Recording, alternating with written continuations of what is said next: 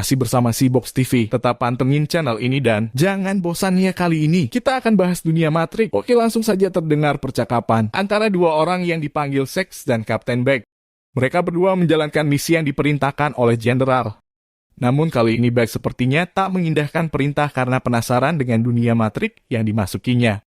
Beck dan Sex melihat seorang wanita yang mencoba ditangkap oleh petugas kepolisian. Beralih keluar gedung, 3 orang agen pemerintah mencoba mengambil alih penangkapan wanita itu. Beck yang serius mengamati kejadian itu, tak menyangka salah seorang agen muncul di hadapannya. Agen itu langsung menyerang Beck, namun tubuh mungil itu bisa menghindari bahkan naik ke tubuh lalu membenturkan kepala si agen itu. Karena kehilangan keseimbangan, keduanya terjatuh ke bawah. Beck jatuh tepat di arena perkelahian 2 agen lainnya dengan si wanita.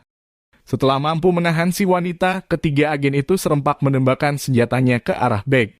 Beck berlari menyelamatkan diri dengan bergantung pada kabel neon box yang tertera pada papan nama di sebuah hotel. Sampai di bawah, Beck langsung dikepung oleh para agen dan pasukan kepolisian. Mereka memberondong Beck dengan tembakan bertubi-tubi. Di balik sebuah mobil patroli, Beck mampu menghindar dan kabur dari kepungan mereka. Ternyata Beck bersembunyi dalam sebuah toko kunci. Seperti tahu keberadaan Beck, kedua agen memasuki toko kunci itu. Tiba-tiba dari arah belakang ada yang meraih tubuh Beck dan membawanya melewati portal waktu sampai di sebuah apartemen. Awalnya mereka saling menodongkan pistolnya. Ketika mereka mencoba saling berbicara, ketegangan pun mulai mereda. Beck sepertinya mengenali tempat itu dan dari sinilah mereka memulai perkenalan. Si agen menyebutkan namanya Morpheus. Sontak hal itu membuat kaget Beck. Karena bagi Beck nama itu tak asing dan berhubungan dengan orang yang akan dicarinya. Beck menjelaskan bahwa dirinya adalah seorang peretas dot. Setelah sekian lama mereka sadar mempunyai tujuan yang sama, yaitu mencari seorang yang bernama Thomas Anderson alias Neo. Beck menawarkan kepada Morpheus sebuah kapsul berwarna merah agar Morpheus bisa mengekstrak atau mencampur pikirannya. Morpheus sedikit pusing setelah menelan kapsul itu, tapi Beck meminta Morpheus menunjukkan pintu yang harus dilalui mereka. Sungguh naas, pintu yang ditunjukkan Morpheus mengarah ke ruang agen yang mencarinya. Sontak para agen dan pasukannya langsung menembaki mereka. Kemudian Beck menghubungi Sex meminta ditunjukkan jendela kaca yang membuka jalan keluar dari dunia Matrix saat itu. Sex mengarahkan jendela kaca sebuah gedung. Beck pun membawa Morpheus berlari ke sana. Tanpa ragu-ragu Beck dan Morpheus menabrak jendela itu dan meluncur ke bawah keluar dari Matrix tersebut. Cerita awal tadi semua ternyata bermula dari sini. Thomas Anderson alias Neo saat ini sedang membuat game yang didasarkan dari dunia Matrix yang pernah dimasukinya dulu. Dalam pengerjaan modulnya, ia menyelipkan kode pada para tokoh-tokohnya. Dan kode inilah yang saat ini dibaca oleh orang-orang yang dulu memasuki Matrix bersama Neo. Itulah mengapa Morpheus selalu merasa harus mencari orang yang memberikan kode itu.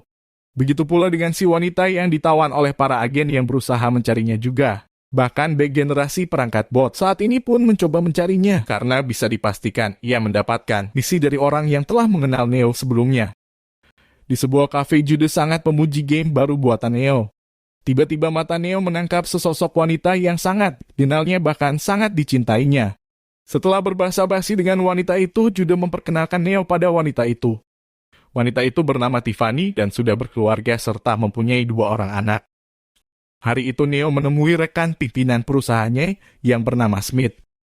Smith di dunia Matrix yang dulu adalah musuh Neo, kini mereka dalam satu perusahaan dan sangat akrab. Smith mengatakan pada Neo bahwa induk perusahaan akan menghidupkan kembali Matrix yang dulu. Neo hari-harinya menjalani terapi pada analis. Ia seperti ketakutan jika harus mengingat semua kejadian di Matrix yang dulu. Ia seperti terperangkap dalam dunia nyata yang diciptakan oleh komputer. Analis menyarankan Neo mengkonsumsi kapsul berwarna biru dengan menambah dosis dari biasanya agar ia lebih tenang. Hari-hari Neo saat ini semakin memaksanya untuk mengkonsumsi kapsul itu lebih dan lebih lagi. Tuntutan kerja yang semakin menguras pikirannya. Terlebih hatinya menjadi tak tenang jika harus mengingat peristiwa di dunia Matrix sebelumnya. Program Matrix 4 ini diharapkan bisa dirasakan seolah-olah seperti di dunia nyata sebenarnya. Pagi itu Neo menemui Tiffany di cafe dan memesan menu yang sama dengan Tiffany. Mereka pun terlibat percakapan yang serius. Tiffany mengakan apakah program game barunya berdasarkan kisah sebenarnya. Karena Tiffany merasa bahwa tokoh wanita dalam game itu sangat mirip karakternya dengan dirinya. Dan Neo mengiyakan semua itu. Hari itu di tempat kerja Neo mendapat serangan dari sekumpulan remaja yang ternyata adalah Beck dan teman-temannya. Neo mendapatkan pesan dari seseorang yang meminta menemuinya di toilet. Kekacauan itu ternyata menimbulkan evakuasi para pekerja di kantor itu. Setelah memasuki toilet, Neo ditemui oleh Morpheus yang menawari Neo untuk menelan kapsul berwarna merah. Mendadak muncul pasukan kepolisian masuk ke dalam toilet. Terjadilah pertempuran seru di situ. Neo segera menghindar dari tempat itu, tapi justru keluar dari tempat itu Neo langsung ditembaki pasukan kepolisian. Begitu pula dengan Smith ketika ia barusan keluar dari ruang kerjanya, nampak di depannya sudah terjadi pertempuran di mana-mana. Ia pun langsung mengambil senjata yang tergeletak di depannya. Kenangan di Matrix dahulu membuatnya memburu Neo yang tak jauh darinya. Saat senjatanya sudah di atas kepala Neo, analis membawa Neo bersamanya. Di depan analis, Neo mengatakan semua kekacauan ini lahir dari imajinasinya saja. Analis mengikuti pendapat Neo dan ia menyarankan yang penting imajinasinya tak membahayakan orang lain. Neo yang semakin kacau pikirannya malam itu berdiri di atas atap gedung sambil meminum minuman keras. Ia teringat akan Morpheus yang sanggup melompat jarak jauh dengan jalan membebaskan segala pikiran yang mengganggunya. Ketika Neo mau melakukan hal itu, tiba-tiba muncul Beck di hadapan Neo. Beck mencoba menjelaskan sebuah kebenaran dan berusaha meyakinkannya. Beck meminta Neo mengikuti untuk membuktikan semua yang dikatakannya. Beck membawa Neo menemui Morpheus. Sampai di sana Neo diperlihatkan cuplikan pertemuannya dengan Morpheus yang memberikan kapsul berwarna merah dan di situ Neo telah menelannya. Beck dan Morpheus terus mencari keberadaan Neo yang sangat susah ditemukan. Mungkin jika Neo tak meninggalkan kode itu mereka belum bisa menemukannya sampai saat ini. Beck mempunyai penjelasan logis bahwa keberadaan Neo memang disembunyikan oleh perusahaan game itu dengan mengubah DSI dan orang melihat wujud Neo menjadi orang lain. Neo akhirnya memutuskan menelan kapsul merah itu, lalu ia mencoba dirinya menyentuhkan tangan pada sebuah cermin. Ternyata setelah minum kapsul merah tangan Neo mampu menembus cermin, itu artinya dunianya selama ini adalah tak nyata. Analis yang melihat Neo dari balik cermin mencoba membawa kembali ke dunianya. Tapi Beck segera menarik Neo kembali dan membawanya pergi meninggalkan tempat itu. Baru saja keluar dari ruang itu mereka sudah ditunggu pasukan kepolisian dan para agen yang langsung memberondongnya dengan tembakan. Sekali lagi pertempuran pun tak dapat dihindarkan. Seks yang mendapatkan portal keluar dari situ segera memberitahukan untuk bergegas menuju ke sana. Neo yang pertama kali mencoba masuk ke cermin kecil di kereta itu. Dan yang terjadi adalah Neo seperti terlahir kembali. Kemudian datang dua buah mesin yang menyerupai serangga, lalu membawanya pergi dari situ. Mesin serangga itu meletakkan tubuh Neo pada sebuah tempat tidur. Beck dan timnya berusaha untuk membuat Neo segera sadar, akhirnya Beck membawa Neo ke sebuah simulator yang di sana telah ditunggu oleh Morpheus. Morpheus menjelaskan kepada Neo bahwa sebuah kenangan itu bukan merupakan hal yang fiktif. Itulah kenyataan yang sebenarnya dan kali ini Morpheus akan menguji hal itu. Neo dibawa ke sebuah pondok di tengah sungai dan di situ Morpheus mengajak Neo untuk bertarung dengannya. Neo awalnya enggan menanggapi tantangan itu, tapi Morpheus langsung menyerang dan menghajarnya tanpa perlawanan. Sambil menghajar, Morpheus selalu memberi motivasi pada Neo untuk bangkit. Sampai suatu saat disebutkan nama Trinity. Dengan kekuatan mojo, Neo melepaskan pukulan ke Morpheus dan langsung membuyarkan simulasinya. Mengetahui Neo sudah bangun, Beck pun segera menemuinya. Melalui penjelasan Beck, Neo jadi paham bahwa kehidupan nyatanya telah ditukar dengan sebuah game. Kemudian Beck membawa Neo bertemu dengan timnya dan memperkenalkan mereka satu persatu. Neo mencoba menanyakan tentang Trinity dan apa yang harus dilakukannya setelah ini. Beck mengatakan siap membantu sepenuhnya, namun jika masalah Trinity hanya Neo yang tahu bagaimana untuk mengeluarkannya. Kemudian Beck membawa Neo untuk bertemu dengan pemimpin mereka. Ternyata benar, orang yang mengirim Beck dalam misi ini adalah mereka yang kenal dengan Neo di Matrix sebelumnya. Niobe saat ini adalah pemimpin di wilayah yang namanya Lo, di mana saat ini Lo sedang menikmati masa-masa damai tanpa peperangan berkat Neo. Saat ini Niobe dan tenaga ahlinya sedang mengembangkan persediaan makanan yang mirip dengan yang dikembangkan di dunia di luar Matrix.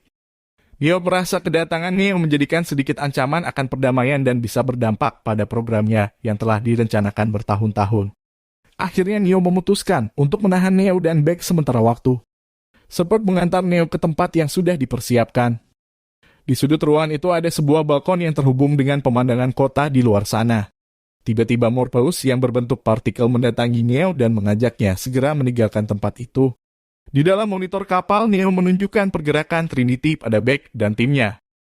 Beck memutuskan untuk memasuki Matrix di mana saat itu Trinity berada. Neo dan rombongan tiba di sebuah ruangan gedung tua, perlahan mereka menyusuri tempat itu. Tiba-tiba mereka dikejutkan akan kemunculan Smith dan beberapa aliansianya. Smith terlihat sangat dominan dalam pertarungan ini. Bahkan ia mampu melemparkan Morpheus ke bawah. Smith menubruk tubuh Neo dan mereka berdua terjun bebas ke bawah membentur dengan keras ke lantai. Neo sudah tak seperti dulu lagi kekuatannya, dengan ganas Smith mengajar Neo berulang kali. Sepertinya Neo sudah tak berdaya dan hanya bisa terduduk ketika tangan Smith mengangkat wastafel untuk diayunkan ke kepalanya. Saat wastafel itu meluncur ke kepalanya, sekali lagi Neo menangkis dengan kekuatan mojonya dan menghempaskan pukulan keras yang membuat Smith tercengkang cukup jauh ke belakang. Akhirnya Neo menemukan keberadaan Trinity. Neo berusaha memperingatkan Trinity bahwa dunianya saat ini hanyalah ilusi. Trinity menceritakan mimpinya tentang Neo yang terkepung oleh pasukan kepolisian. Tiba-tiba muncul analis yang mempunyai kekuatan pengulangan waktu yang kecepatannya melebihi kecepatan yang dimiliki Neo saat ini. Tapi ia juga mengatakan bahwa kekuatannya ini masih bisa dikalahkan dengan kekuatan Neo dan Trinity yang digabungkan. Selain itu, kekuatan analis saat ini memang benar-benar mengerikan. Ia mampu mempengaruhi atau mengontrol pikiran orang lain-lain. Kemudian ia mengambil pistol dan menyuruh Kus untuk menembak Trinity. Sebuah peluru dalam gerak slow motion mengarah tepat ke kepala Trinity. Neo berusaha mencegah hal itu tapi kekuatannya seperti tak berfungsi ketika berhadapan dengan kekuatan analis. Di luar gedung, Beck dan pasukannya dikejutkan dengan kedatangan pasukan kepolisian. Sex sebagai operator segera mengeluarkan mereka dari dunia Matrix tersebut. Shepard datang mendekati kapal Beck dan mengajak mereka untuk kembali ke pangkalan. Shepard membawa kembali mereka semua menemui Niobe. Mendadak datang sebuah mesin yang menyerupai burung menyampaikan pesan kepada Niobe dan Neo agar mereka berdua menemui majikannya. Niobe dan Neo pun segera menemui pemilik mesin burung yang bernama Kujaku itu. Ternyata pemilik Kujaku ini adalah gadis kecil yang ditemui Neo di Matrix sebelumnya juga. Kini ia sudah tumbuh dewasa. Namanya adalah Sati, seorang putri ilmuwan yang merancang POD, yaitu sebuah alat yang digunakan untuk membangkitkan Neo dan Trinity. Sati menjelaskan pada Niobe jika Neo tak kembali kepada Matrix, sebelumnya akan membuat Matrix tak stabil. Niobe pun akhirnya memahami maksud dari Satu dan tak tega harus melihat Neo kehilangan Trinity. Niobe segera meminta 3 orang pilihannya menemani Neo. Tapi di luar dugaan semua orang pilihan Niobe justru secara sukarela akan bergabung menemani Neo dalam misi pembebasan Trinity kali ini. Melalui pengarah Sati, Neo dan timnya mampu melewati menara yang dijaga ribuan sentinel tanpa alarm berbunyi. Tahap kedua, Morpheus yang berubah menjadi partikel masuk melalui ventilasi datang dan membuka jalan untuk Beck mendekati tubuh Trinity berada. Sati mengatakan bahwa tubuh Trinity bisa dibawa tapi pikirannya tak bisa karena harus Trinity sendiri yang memutuskan untuk keluar atau tetap tinggal di dunia Matrix di mana ia berada. Sati memberi tugas Beck untuk masuk ke pikiran Trinity karena mereka berdua mempunyai karakter yang sama.